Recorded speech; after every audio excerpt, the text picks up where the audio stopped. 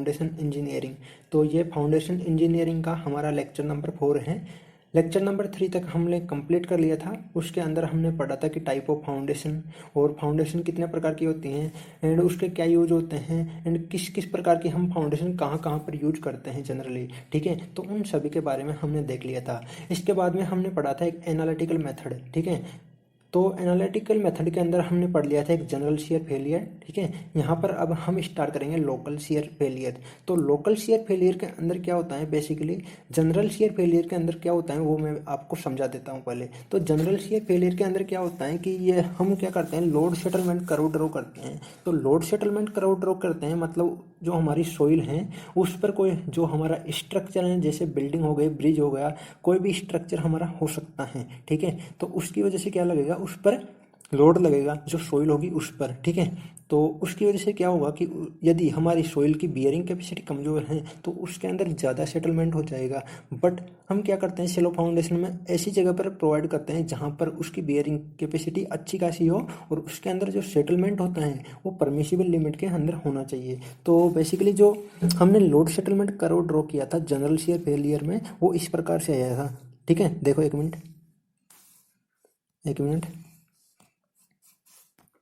हाँ, तो इस प्रकार से आया था वो। ये यहाँ पर हमने इधर दिया था इसको लोड, इस पर एल लोड दिया था नाम, और इधर की साइड हमने सेटलमेंट दिया था। ठीक है, और इसमें इस प्रकार से आया था सेटलमेंट करो।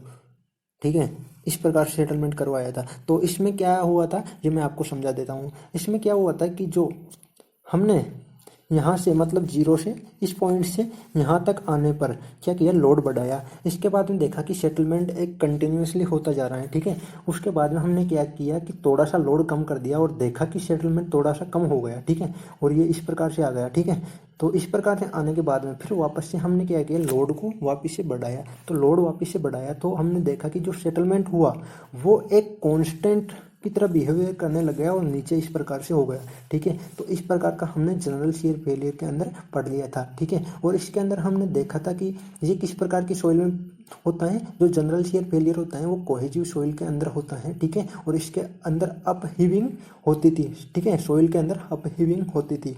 अप हीविंग क्या होती थी वो समझने के लिए आप लास्ट लेक्चर को जाकर देखें। ठीक है, तो ये मैंने वहाँ पर समझा दिया था। इसके बाद में हम यहाँ पर देखेंगे लोकल शेयर फेलियर। तो लोकल शेयर फेलियर के अंदर क्या होता है, इसके अंदर जो कंप्रेशन होता है मतलब जो सेटलमेंट होता है वो क्या होता है, कंसिडरेबल लिमिट के अंदर होता है। ठीक है, मतलब परमिसिबल लिमिट के अंदर होता है और इसको हम इजीली डिफाइन कर सकते हैं, इजीली इसको देख सकते हैं। ठीक है, और इसके अंदर जो फेलियर होता है वो क्या होता है, डिफाइन नहीं होता है बेसिकली कि फेलियर कौन सी जगह पर होने वाला है, वो इसके अंदर प्योरली डिफाइन नहीं होता है। ठीक है, तो मतलब failure plane is generally not distinctly defined. ठीक है, और इसके अंदर जो सरफेस होती हैं, जो हमारी अर्थ सरफेस होती हैं, जो ग्राउंड की सरफेस होती हैं, वहाँ तक इसके अंदर क्या होता है, फेलियर पहुँच नहीं पाता है। Failure surface does not reach up to the ground surface.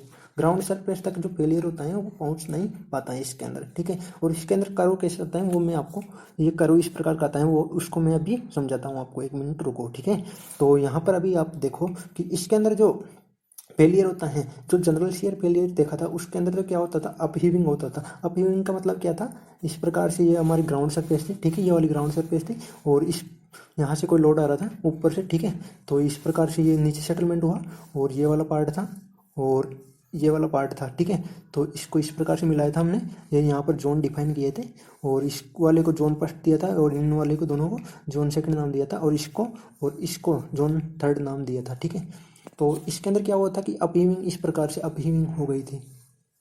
ठीक है, इस प्रकार से अपहीविंग हो गई थी। बट लोकल शेयर फेलियर के अंदर इस प्रकार से अपहीविंग नहीं होती हैं। बट इसके अंदर क्या होता है कि स्लाइटली थोड़ी सी अपहीविंग होती है और वो कहाँ पर जाकर होती है, वो इस प्रकार से होती है। देखो एक मिनट, इसके अंदर मैं इसको आपको इस वाले पार्ट को छोड़ रहा हूँ और इस वाले को यहाँ से दोबारा समझा देता हूँ।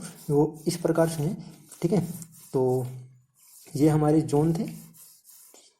ठीक है, ये इस प्रकार से आ गया था। ठीक है, तो इसके अंदर अपहीविंग क्या होती है, इसके अंदर थोड़ी सी अपहीविंग स्लाइटली हीविंग होती है मतलब, तो यहाँ पर ये पोर्शन इधर वाला पोर्शन थोड़ा सा उठ जाता है, इसी का मतलब है स्लाइटली इसके अंदर थोड़ी सी हीविंग होती है। ठीक है, ओनली स्लाइटली हीविंग अकर्स। ठीक है, तो ये वाला इसके अंदर कंडीशन आती है।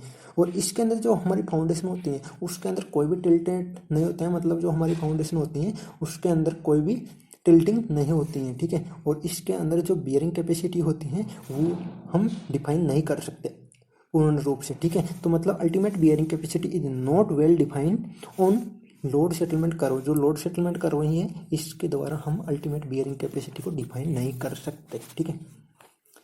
तो ये यहाँ पर दिया हुआ था। एंड इस कंडीशन में जो रिलेटिव डेंसिटी होती है एंड जो एंगल ऑफ फ्रिक्शन होता है उसकी वैल्यू दी गई है।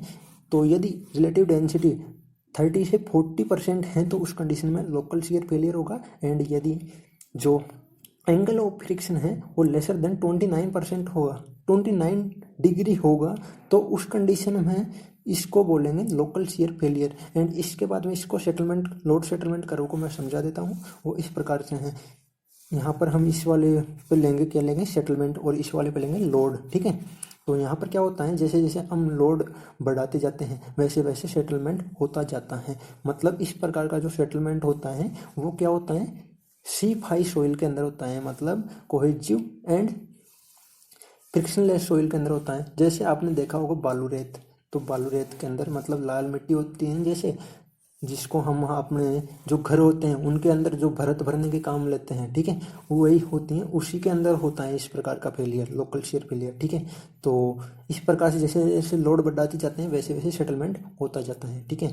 तो यही इसका जो कर्व था लोड सेटलमेंट वो ये इस प्रकार से था। इसके बाद में हम आगे देखते हैं, एक आता है पंचिंग शियर फेलियर, ठीक है। तो पंचिंग शियर फेलियर के अंदर क्या होता है वो देखते हैं। तो बेसिकली जो इसके अंदर पंचिंग शियर फेलियर है उसके अंदर कोई भी अप हीविंग या फिर स्लाइटली हीविंग अकर्स नहीं होती है, ठीक है। एंड इसके अंदर जो हमारी फाउंडेशन होती है उसके अंदर कोई भी टिल्टिंग नहीं होती है, ठीक है। मतलब इसके अंदर जो लोड लगता है वो क्या लगता है एक यूनिफॉर्म लगता है एंड एक फिक्स लोकेशन में सिमेट्रिकल लगता है, ठीक है। तो इसके अंदर कोई भी एक तो स्लाइटिंग नहीं होती है, अप हीविंग नहीं होती है एंड कोई भी इसके अंदर टिल्टिंग नहीं होती है, ये इसके अंदर आया, ठीक है। एंड इसके अंदर जो बियरिंग कैपेसिटी है उसको हम नॉट डिफाइन, तो इसकी जो बियरिंग कैपेसिटी है उसको हम डिफाइन नहीं कर सकते हैं, ठीक है। मतलब ultimate bearing capacity is not defined. और इस प्रकार का जो सेटलमेंट होता है जो शियर फेलियर होता है पंचिंग शियर फेलियर, वो बेसिकली जो हाईली कंप्रेसिव सॉइल होती है उसके अंदर होता है। जैसे आपने देखा होगा सेंड से जिससे आप घर बनाते हो, ठीक है, जो आप कंक्रीट में यूज करते हो सेंड, वही सेंड की यहाँ पर बात हो रही है। जो सेंड क्या होते हैं उसके अंदर जैसे ये वाला पार्ट है, ये वाला पार्ट, ठीक है। तो इसके अंदर जैसे आप यहाँ से एक मिनट रुको, यहाँ पर पीछे गया, हाँ, तो ये वाला पार्ट है इसके अंदर, ठीक है। तो इस वाले पार्ट में जैसे यहाँ से ऊपर से लोड लगेगा तो ऊपर से लोड लगने पर क्या हो जाता है इसके अंदर ये वाला पार्ट है वो नीचे जाता जाता है, ठीक है, नीचे जाता जाता है। तो इसके अंदर कोई भी up heaving and slide heaving की प्रॉब्लम नहीं आती है, ठीक है। तो इस प्रकार की कंडीशन यहाँ पर होती है और ये सैंड के अंदर होती है जनरली, ठीक है। ये हाईली कंप्रेसिव सॉइल के अंदर होती है, ठीक है। और इसके अंदर जो फाउंडेशन है होती है, जो हमारी फाउंडेशन होती है वो हायर डेप्थ पे होती है, ठीक है। तो foundation is located at the higher depth and इसके अंदर जो रिलेटिव डेंसिटी होती है वो लेसर देन 30% से कम होती है, ठीक है। मतलब इसके अंदर जो लोड सेटलमेंट करो जब हम ड्रॉ करेंगे तो इस प्रकार से आएगा, इस पर हम सेटलमेंट दर्शाते हैं और इस पर हम लोड दर्शाते हैं, ठीक है।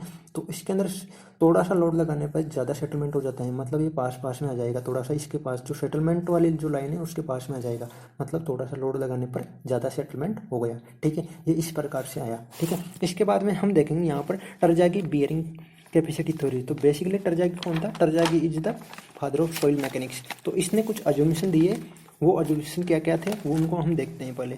तो सर्वप्रथम हमारा फर्स्ट इम्पोर्टेंट जो अज्यूमेशन मानते हैं वो है यहाँ पर सॉइल इज होमोजीनियस। तो यहाँ पर अज्यूमेशन का मतलब क्या है? जो चीज़ बेसिकली एक्चुअली में मतलब रियल होती नहीं है, प्रैक्टिकली जो कंडीशन सेटिस्फाई नहीं होती हैं उसी को हम अज्यूमेशन लेकर चलते हैं। तो बेसिकली जो हमारी सॉइल होती हैं वो एनिसोट्रोपिक होती हैं, बट यहाँ पर हम होमोजीनियस इसको मानकर चलते हैं। तो यहाँ पर फर्स्ट अज्यूमेशन है सॉइल इज होमोजीनियस, ठीक है।